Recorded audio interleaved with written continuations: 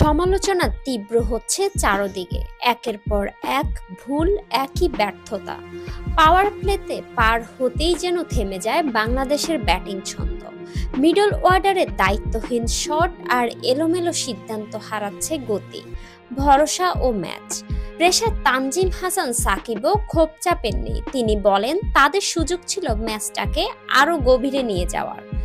Strike rotate করে খেললেই হতো, একটু বেশি দায়িত্ব নিতে হবে। ড্রেসিং রুমও সেই হতাশার প্রতিধ্বনি। অধিনায়ক লিটন দাস প্রকাশ্যে সমালোচনা করেছেন শামীম হোসেনের ব্যাটিং নিয়ে। শেষ ১৩ ইনিংসে শামীম মাত্র ৬ বার ২ অঙ্কে পৌঁছেছেন, ৩ বার শূন্য, ২ বার ১ রানে আউট। সর্বশেষ ম্যাচে জেসন হোল্ডারের বলে মাত্র ১ রানে ফেরেন তিনি। লিটন স্পষ্টই বলেছেন, শামীমের ব্যাটিং দেখে আমি খুবই বিরক্ত হচ্ছিলাম।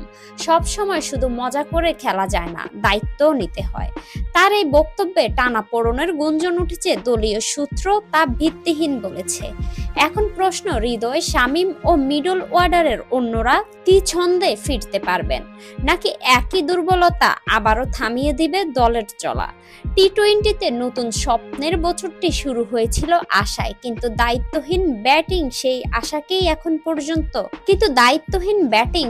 আশাকেই এখন প্রশ্নের মুখে ঠেলে দিচ্ছেন।